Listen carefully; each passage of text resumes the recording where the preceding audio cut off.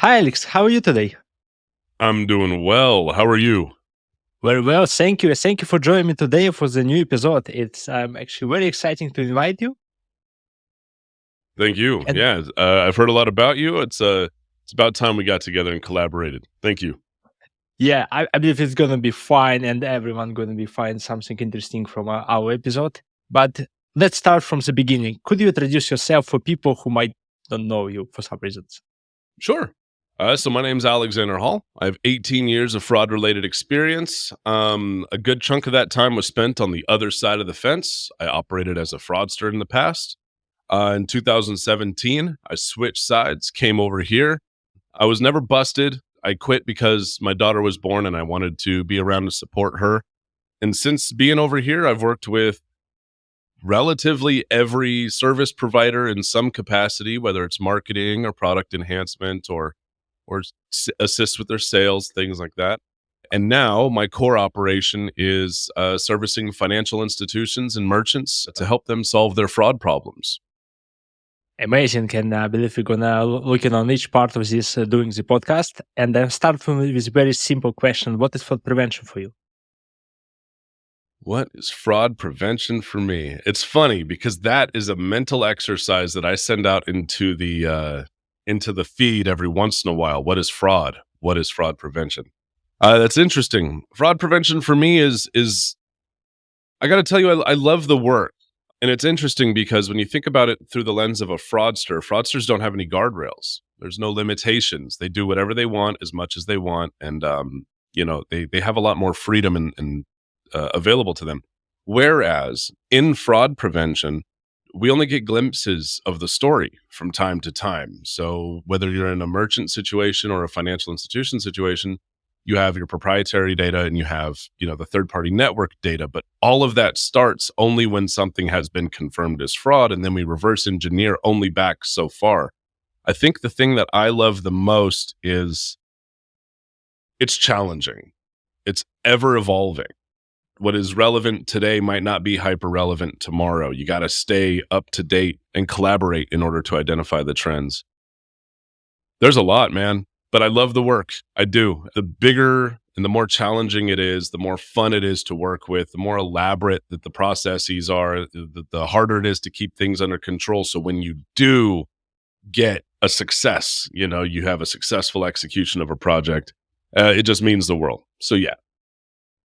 Glad to hear a lot of these things. And actually, I have follow up questions about that one. Right now in the industry, we have like four pillars that's in my mind related to fraud prevention, but I want to hear what you believe about that one. So we have a fraud, like pure like titles related to fraud.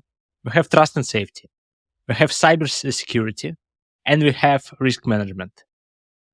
Do you believe all of them is a fraud pillar or all of them is separate and they're looking on different stuff?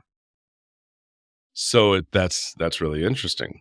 As I reflect back on webinars and articles that were in play prior to me joining fraud prevention, you see that a lot of the messaging was fraud prevention was always seen as like the little brother to cybersecurity, and then cybersecurity and fraud was like a little brother to like risk. Trust and safety is now the even littler brother. It's coming in and it's really important, but it's only now carving itself out. And it's funny because the articles and the thought leadership that I saw prior to joining the community was all centered around us trying to get the world to understand that fraud needs to stand on its own. Fraud separate from cybersecurity. Here are the practices and the processes that are relevant to fraud prevention specifically that are kind of different from cybersecurity. They're all tied together. I think that it's important for there to be an individual understanding, but like the engine of a car and the transmission and the wheels, it all works together. So it's all part of the final product, but I don't think I could choose one way or the other. Should it stand alone or should they be considered pillars? I don't think they're all pillars of fraud. I think they're all pillars of risk. I could go with that. Yeah. Yeah, That's a good I question. actually, That's a thinker. yeah, I actually agree with you. That's like the more like risk because when you look on the risk perspective, you have like from the cybersecurity, the risk that's something going to be from technical perspective, going compromise, some breaches happened. From the fraud side, it's like majority of the time related to financial impact Mm. and trust and safety. This is right now is the pillar with everyone discussing about how we need to make sure that we protect our customers who at the end user Mhm. of our product. Yeah. Yeah. Yeah. I think if we look at any particular journey, we could put a timeline together, bringing elements of risk. Like, for example, the risk overview, we implemented this new BNPL model, or we implemented this new community on a platform, or whatever it might be. We implemented this new offering to our users. Okay, cool. Well, then there's elements of fraud. Are these people signing up, and are they who they claim to be? Okay, cool. Well, once they're there, are they interacting with other users? Well, that's trust and safety. And then once all this information has been aggregated, is the data safe? Well, that's going to be measured against cybersecurity attacks. Yeah, I think they all have to be together, but understand which one fits where, and which one has its own practices and policies. Right. So we define everything right now. Everyone's supposed to be happy. Yeah. Yeah. So you mentioned in fraud prevention like for 18 years right now. So how's the industry changed so far? Ooh, it's changing every day. One thing that when I first got over here, I didn't know where we had data, how we track performance. I didn't know what technology was available. So there's a huge learning curve. And only by working with all these different solution providers, all these different techs, and all these different data aggregators, did I finally really get an understanding about what the whole process is from point A of we've identified a trending fraud problem through to the inception of a product, through to the development of the product, through sales, through thought leadership. And finally, we have this product ready to roll that we can apply to this initial fraud trend that was identified. Because of that, I see how much work goes into it. And even though at the beginning I was like, man, we're pretty far behind where I thought we were. Where when I saw fraud prevention as opposition, I thought we were further along. But after seeing everything that goes into it, and seeing all of the work that gets done, and seeing how much is stacked up against us in fraud prevention, it's a beautiful thing to see everything adapt and evolve and swerve. Then, to answer your question more directly, in recent times, we saw the emergence of orchestration over the last, we'll call it 18 months, because it's been around longer, don't get me wrong, but we really saw it take off in the last 18 Yeah, months. Like, yeah. it became a really hot topic. Everyone was talking about it and all that.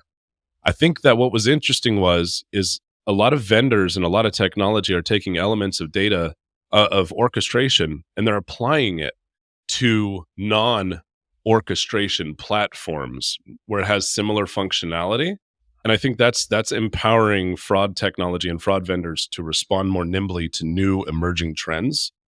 And I think that's really cool because, of course, now we have, instead of one central focus for any type of technology, now people are being able to be plug and played across different industries and for different use cases. So I think that our time to launch from identifying a new trend into reevaluating how we can approach it, is that time's being shrunk pretty significantly. My Yeah, daughter's if I'm here. not I love you too, baby. so sweet. It's always supporters here on the back end who help you. Exactly. She's my world, man. That's great. And there's this time of reaction. Actually, it is, I don't know, like 5 years ago, when it's COVID was 7 years ago. It was like pretty long. Like from the moment when people start to ask simple questions in forums about could someone recognize any trends, it was like sometimes months. Nowadays it's days. In some instances, hours. Depends on the charts and the community you're Sure. involved with. That's great. So, and what's the most scary trend right now you see from the fraud side? So it's stateside, right? It's the United States. I'm so at the beginning of the year, I asserted, I put forward that identity thefts, extensions of synthetic, super synthetic, and check fraud were going to be insane, which I think anybody could have put together. It's obvious. Data breaches, mail theft, and all of that stuff happening. Couple that with the idea that these financial institutions, these community banks, regional banks, credit unions, fintechs are all fighting for coverage, right? They all want to get as many accounts on as possible. And for that reason, they're going ahead and extending up their viability and their offerings to all of the different clients so they can compete on services offered. The problem is a lot of these mid-fi banks, now we're not talking about the tier ones up at the top, we're talking about like the mid-fis, right? They don't have the framework or the functionality in order to respond to the what I consider the oncoming flood of identity theft, true traditional identity theft, mule accounts, synthetic, super synthetic, check fraud, things like that. They don't have a way to respond to it, and so to quantify what is ahead of them, at least from my perspective, I always look at what is the criminal opportunity. Tony Sales, actually, I took that saying from him. He's from the UK. What's the criminal opportunity? And so I use that same question and I look out at the landscape and I say, man, if I were still on the other side, I see opportunity here. I see opportunity here. I see that this could be done this way. The thing is I don't typically subscribe to the doomsday prophecies. Let's scare people into buying our product. I don't typically subscribe to that. I didn't when ATOs was happening. I didn't when synthetics first took off.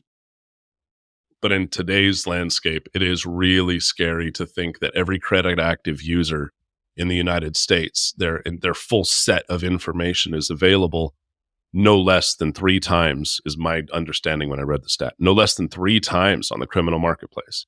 So that means that my information is available. So if the fraudster has the information, there's only 2 steps left. Manipulate the information so it can be plugged into a platform. What platform to plug it into? Well, they have the info with all the archaic data providers who think that it's the best practice to soak up every bit of information possible without qualifying it. They have the means to manipulate it. And then where do you plug it in? Well, you plug it in at mid-fis. You go make the mule accounts there. You go make the new bank accounts there. You get the lines of credit and the loans over there. And they don't have the framework to respond. So long story short, that's my fearful trend that's emerging right now, and people are reporting identity theft and the blowing up of mule accounts more and more every day. Kind of question. So I never lived in States. I'm just like travel there for sure, and based on what I spoke with people in the past, they always told me the same things, that your main concern if your social security number was stolen. If it happens, you have a lot of the problems. You might getting some mortgages. Someone took mortgages in a different state where you live. You never got any invitation. One day you got exact letter to say you're supposed to pay for the credit or for any additional things. Mm-hmm. And this problem is not like for months here. It's for years, decades. Why it's still here? I mean, why government is not looking for opportunity to reduce risk of the social security number and they deduct it and base it on different kind of system? Let's say introduce that financial scoring might be only used if the bank who get you credit able to contact to the previous bank where you have credit, who actually I don't know, maybe active bank or your debit card. That's the magic question, isn't it? Then consider that another big. I mean, so everything you just asked, yeah. Let's write a letter. let's go get that going. Let's pick that. Let's kick that can up the ladder.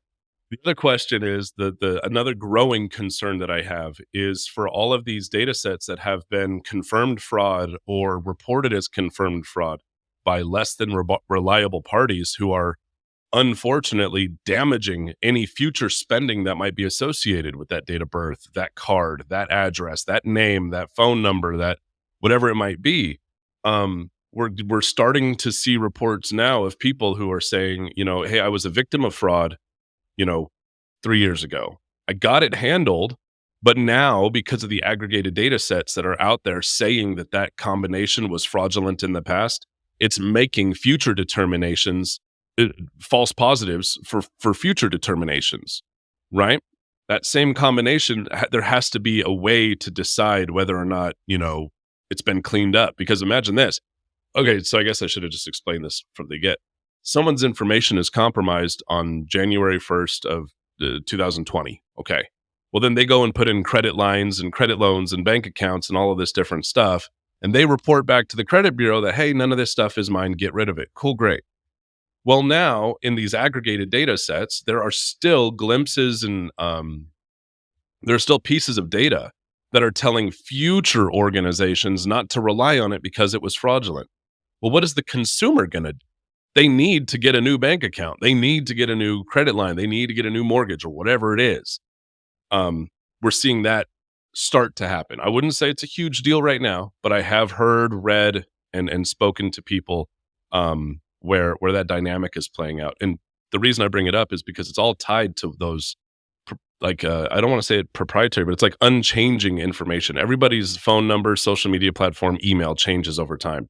Their social security number and their date of birth, those are the things that don't work. So if we find that this combination didn't work well in 2020 and now they're trying to apply for another bank account in 2024, we need to be able to tell the story a little bit better than shut it down with automation. So anyway, a lot. There's a lot going on, man. Right. Have another one for the Mhm. people who considering to moving to states, for example, work purpose.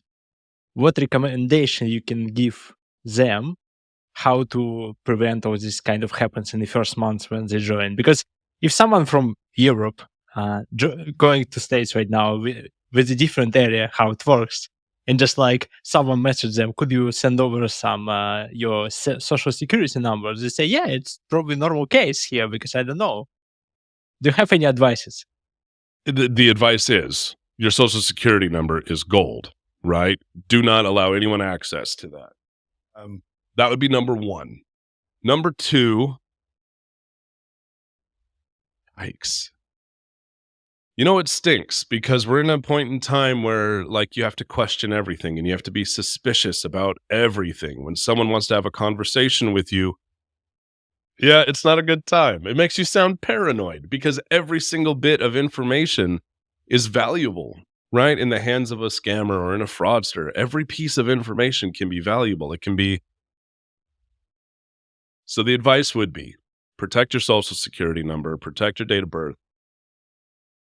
And I Don't believe give ask out any more personal questions. information until the third date.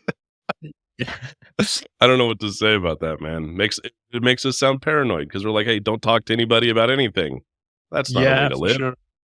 And probably one of the advice is going to be before you do something, just think about it. Think why someone wants to get you something from you, and if it's seems like sounds logical in the first place. Because in some cases, when I hear these stories, I mean, if it's not logical with someone just like randomly send you a message and you're just like, yeah, sounds right. Yeah, this message is like, we found 5,000 bitcoins which related to you, but we need to prove that it's yours. Can you send this your Sure. confirmation? Yeah. Don't give anybody your information. They don't need it. And if anybody does ask for it and you think it is logical and reasonable, call the institution or the merchant or whatever the operating platform is directly through their website, through their whatever. And also don't click links. But I think that doesn't just apply to the US, that's across the world. Don't click links that are unsolicited. Always try to navigate through confirmed viable sources. Yeah. Great. And back to your story. So you're supposed to be on another side, but what's actually? I understand first motivation. You had the daughter. Right now, you decide that it's a good time to switch places.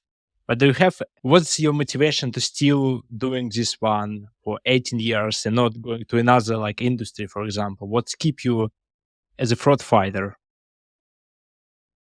So it's interesting because I do podcasts and webinars and public speaking quite often. I'm exposed to, or not exposed to, but I have conversations with a lot of different people, from many different industries. And I'll tell you, after work, and I've heard this many times, and it has stuck with me. After working in fraud prevention, everything else just feels like laying bricks. It's like, I pick up a brick and I put it down. I pick up a brick and I put it down. there's rules, there's guidelines, there's best practices, there's requirements, there's KPIs, and it's just for people in fraud prevention looking to the other side, it's just item by item. How many bricks did you lay? It's boring. It's normal. It's unexciting. I don't think that I could ever go to another industry where you just do more of one thing. In fraud, it changes every day. It might be an ATO, but is it an ATO stemming from fraud or from a phone call? Is it ATO stemming from the login form from compromised? It changes. Every set is a different set that you're dealing with. And even though it can be exhausting, it's extremely fun. It gets the old noggin working. And then it's really rewarding because, again, you don't get the whole picture. You don't know for a fact what this person did when they were attacking your platform. And you don't know how many other attacks were perpetrated by the same person or by 1,000 different people or by 1,000 people being led by one person in a big ring. You just don't know. And I think that's, I mean, dude, I should have just got straight into fraud prevention 18 years ago. I would have loved it from day one, but no, I took a detour. I mean, you learn a lot, and right now you can apply your knowledge in the current area. That's just like most important, because I don't know about your career, but one of the common questions I got from some of my, friends, they ask it, why, with all your knowledge about fraud prevention, you are still doing fraud prevention and not the opposite case? Hmm. And my answer, like, because I don't want to. It's the first. And the second one, I have some ethical standards, like for some reason not doing this one. And the third one, I more prefer to be in a place where I try to catch something because I have this like exciting inside me when I like, put the rules in place and block something. I just like, have kind of exciting opportunities to say that what I'm doing is a matter. But some of them, when people ask you like more like tough questions, you start to realize, I understand. On another side, the people like living a different life, and it's I know it's a reason why we see a lot of these titles to say this CEO or CFO right now, like sued for fraud, or this one doing something like that. It is reality of the life. People one day struggle with something, they have an opportunity to get something Hmm. easier, and they just choose to move that one. That's the Sure. reality of life. Yeah, I mean, everybody has their own. I'd rather stay in the mix. And to your point, I heard this story that someone was telling me during a call, where they were in a smaller bank, a smaller financial institution, and they were identifying bad behaviors that were being exhibited by a ring of criminals. And to make this as redacted as possible, effectively what they ended up establishing was a relationship with, like, I think it was all the way up to one of the 3-letter organizations in the United States. And when they would identify that a certain pattern was happening, over here, they'd say, okay, we've seen this in the past. If it happens there and here, that's the behavior that we need in order to identify that they're going to move to here, to here, to here, to here. And they had the 3-letter organization, they had local law enforcement all on like some conference call. They're like, all right, we just had a transaction over here doing that. They're going to be there next. They're going to be there in 30 minutes. And like all of these different items were falling together. And it was just like when they were telling me the story, I was just going crazy because it's like, that's so cool. Yeah. Anyway, they busted the dudes. They busted several of them, several of the operations. And I think that's the coolest thing, to just be back there orchestrating something like that. I think that's so awesome. It's your story seems like from science fiction. It's just kind of like roller coaster of things. Mm-hmm. Yeah, exactly. Nowadays, we have so many vendors. It's so many of them. I don't know. I don't have enough fingers on my hands and legs right now to say that's how many of them in the market. I believe you work with a lot of them. Mhm. How to choose the right one? How to choose the right one. I mean, that's my entire company. That's what I do as a job. So I would say that if I had to simplify it down to 3 steps, 1, identify the first goal is to identify truly what your situation is. So, like, we're talking about if you're a financial institution or if you're a merchant and you're in the market looking for a vendor, um, I would say a good 25-30% of the time that I'm talking to financial institutions or merchants, they come to me and they report that they're having this problem, whatever this problem is. And after an assessment, we dive into what's going on, and it turns out that it isn't this. They've misdiagnosed it on their own, and it's actually this back here or this over here. And so now had they gone to market all on their own, they're gonna get sold to 1,000 times by 100 different vendors. They're gonna get sold to. So the first point there is to understand clearly exactly what you're going to the market for. And that's what empowers you to do the second step, which is to challenge these vendors, right? Not on just being able to plug in, but on where their limitations are. Every technology, every data aggregation platform, every strategy has strengths and weaknesses. The salespeople are only going to tell you about the strengths. Maybe they'll cut off and say, "Hey, we don't even focus on that, so we're not going to address that." But no one's going to talk about the weaknesses. You want a vendor to be honest with you. Where are the weaknesses, right? Where does this end in relation to this? Where does the data end? Where's it end? And when you clearly define exactly what it is that your problem is, you can clearly define exactly what it is that you need. You can challenge the vendors to solve for what you need. And then I would say, actually, there's a fourth point. The fourth point would be to identify where they're viable, where they will be viable in the future, right? If we look at these holistic data sources, things like device fingerprinting and geolocation and biometrics and PII, KYC, and we adhere to the fact that every single touch point is an opportunity for enhanced KYC, you'll begin to map out where this one vendor integration either can only be plugged into 2 or 3 touch points, or maybe to all 10 or 15 of them, depending on the size of your organization. And when that new fraud method emerges, because you know it's going to emerge, when the new one comes, see if they can be plugged in and see if they're viable for that new fraud method. There's a lot of meat left on the bone for both in-house data aggregation and processing and training, as well as third-party vendors are not being leveraged to their full capability. I'm sorry, that was a really big question, and there's a lot to be said.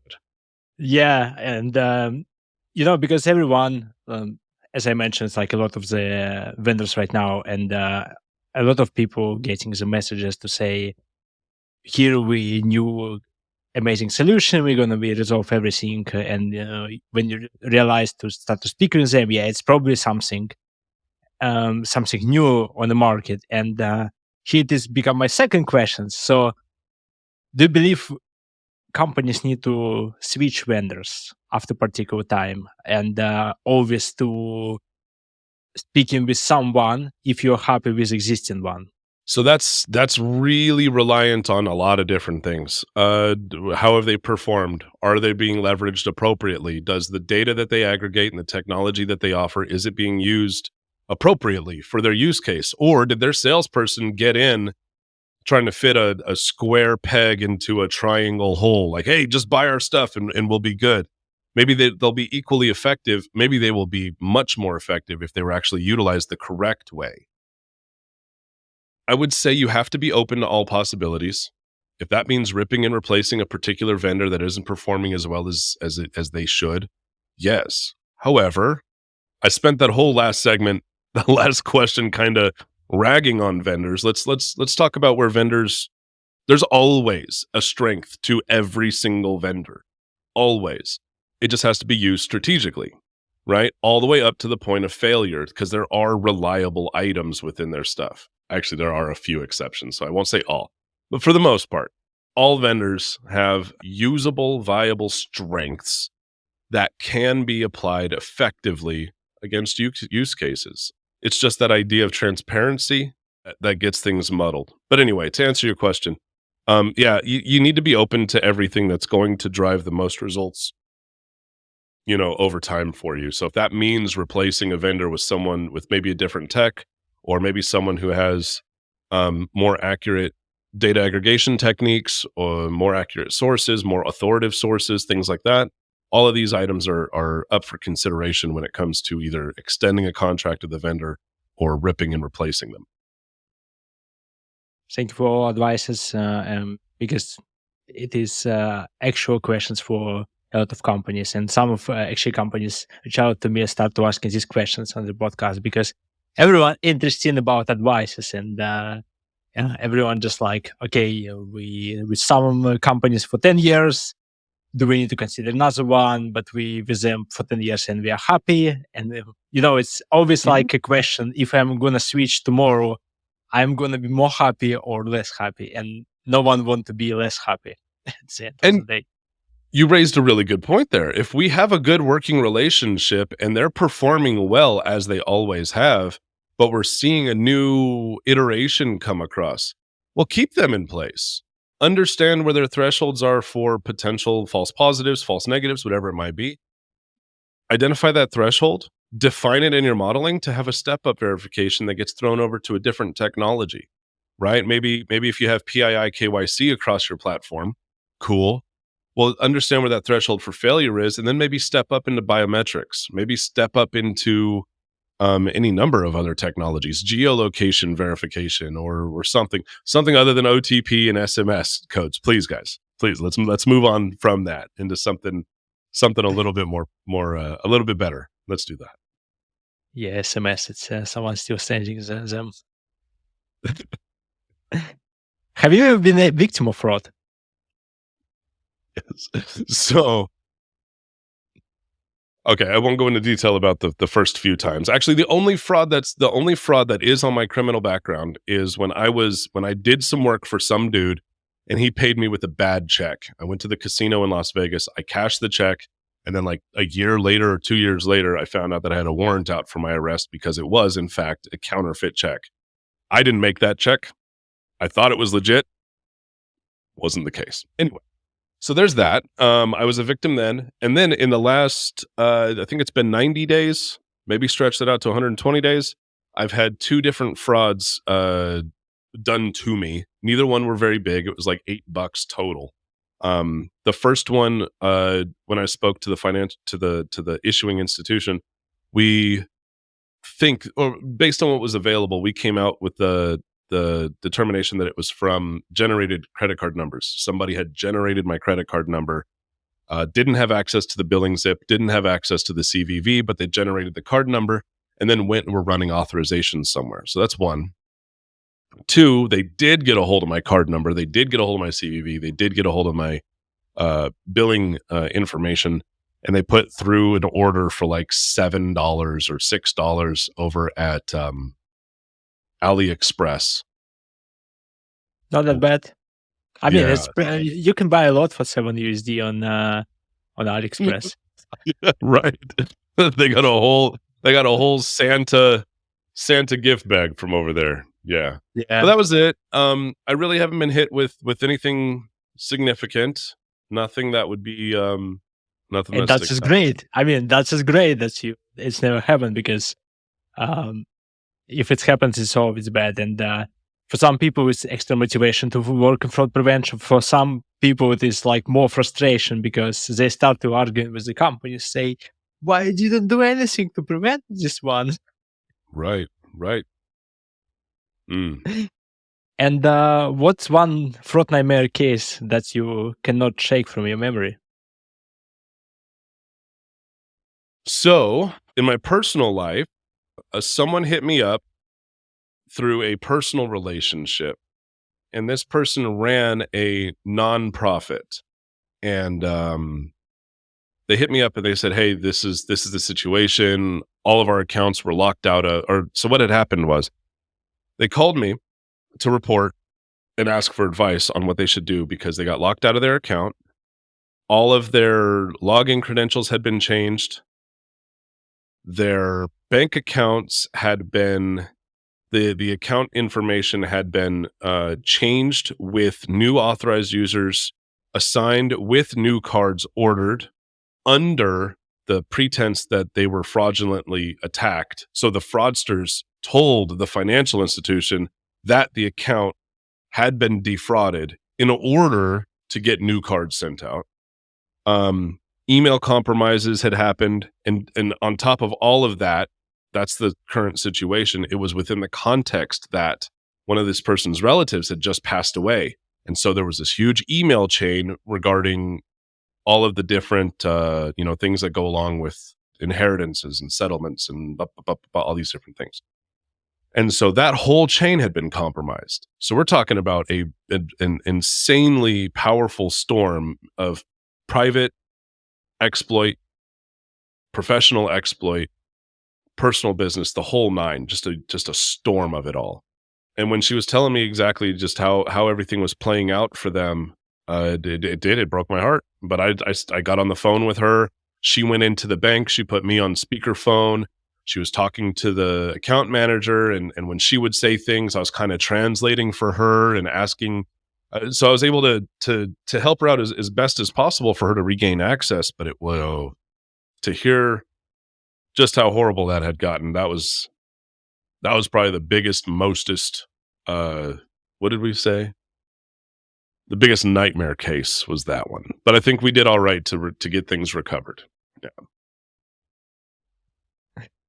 One more interesting story. Yeah, you need to start to write a book, actually. Just a bit I'll of give it a advice shot. here. Yeah. I'll give it a shot one day. Yeah. I have last two questions in place. So first one, what's the advice you can give the people who wants to join fraud prevention? Who wants to join? So I would say, open your mind. There is no spoon. Be open. This is all about deductive reasoning. This is all about reverse engineering processes. So unlock those locks, open your mind. In addition to that, I would say that if you're looking to work here, stay on the lookout for cultures that are encouraging of breaking the norm, right? Maybe get into a lot of dicey territory here, but like, in order for us to be effective, you have to adjust the way that we have thought historically. You have to adjust it. So you need to find an environment that allows you to at least raise those items, and then they can make a decision. Cool, great. But they need to encourage you to grow and change as the landscape grows and changes. 3, regarding the subject matter, I would recommend that you quickly adopt that no data point is definitive proof one way or another, which I know can ruffle some feathers, but it's more important to read the story across multiple data points than it is to use a anchored data point for determination. So what I mean by saying that is, see more than you are shown. So if you see an email address that's associated with this name and this number, that might say, okay, well, it all ties together. Let's do it. However, did you see that I don't know, this address has never been associated with that email, that phone number, and that name. And so now we're like, oh, well, what's going on over here? Read the whole story between data points. Roll that into your process, or roll that into your thought. And then I'd say the third and biggest, which is the thing that gave me the biggest leg up on experience, is to attend marketing material from vendors, because it gives you tremendous insight into why they developed the product they developed, for what use case, what tech, what data, how it's used, the strategy behind it. And then you have that webinar on Monday. Cool. Well, now you go to another webinar on Tuesday and you learn about this tech, this data, this strategy, this use case, this industry, this region. Cool, there's that. Do that Monday through Friday, and you've just learned a huge scope of a global scope of information. Keep that going for a little while, because what you'll find is you'll see that people have operated in fraud prevention for 20 years, but they operated under the same data stack, the same tech stack, the same strategy, the same risk thresholds, risk appetites and things like that, the same non-budget or budget, the same people. Well, they have 20 years of one single piece of experience repeated over time. It's valuable. But if you go and extend your scope out, you can get 50 years of experience compressed into 3 years, because you're diving into every single different industry and different tech. So yeah, open your mind, find a company that has a culture that supports and encourages growth, change, and adjustment. See more than you're shown. Use all the data around you in order to tell the story. And like you said, see if it's logical, see if it makes sense. And then participate in all of the webinars, all the articles, all the white pages, all the public speaking in conferences, and just engage. Go check it out. You'll get a lot more experience that way than you will sitting at a single desk dealing with one strategy, one tech stack. Yeah, there's that. Unbelievable advices. I would love to hear that one 10 years ago. I'll probably end up in a different company, country, and position right now.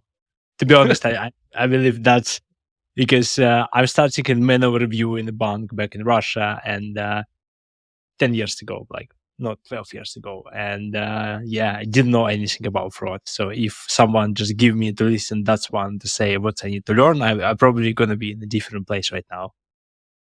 That's my expectation. I might be wrong. Well, I mean, I guess we'll never find that one out, but I hope it is useful for people that are looking to get into our industry for sure. Yeah. And I have the last one, which is not actually the question. I know you work on a lot of the projects, and would you like to share any of your projects you're working on, or maybe exist project that's to engage people to have a look on it? From a high level, sure, because again, it's very dependent on what's currently in place and where we want to go. Thank you for the opportunity. So I would say that there are two primary ways that I engage with clients. One is full-fledged consulting, where I come in. I'm not here to sell you a tech. I'm not here to sell you a data aggregation. I'm not here to sell you on anything. I'd be stepping in to assess what it is that your current fraud problem is, properly define it, as we discussed earlier, walk through to see what kind of data is available in-house that can support your in-house determinations. Maybe at that stage, we identify that some automation is needed. Well, I'm friends with 60 or 70 providers now, so I know how to give you the right automation for the job that's going to be effective and meet at least my criteria that we discussed earlier. And I can recommend automation for the platform. We've seen great success. I have no complaints. And then the second offering that I have is when it comes to training. The second type of project I have is training. I'll come in and I will assist I will train your fraud analyst team, fraud investigations team, product management team on, I guess I should have backed up a little bit. When we talk about in-house proprietary data, we talk about third-party data. It all starts once a bad transaction has been identified as bad, and we walk back up to the inception of the order or the inception of the account, and then we track it all from there. Well, then we extend that same process out across the merchant network. So what we have is bad item, bad transaction, bad account, walk it up, and then evaluate everything that took place to tell the story.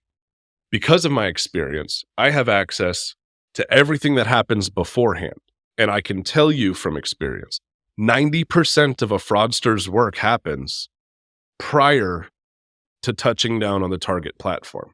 So I take all this information and I offer it to financial institutions, merchants with analyst teams, product managers. I train them on how to think like a fraudster. And it looks different for every organization. I'm very fluid, very dynamic, very malleable. So anyway, that's me in a nutshell. Oh, and I also talk a lot.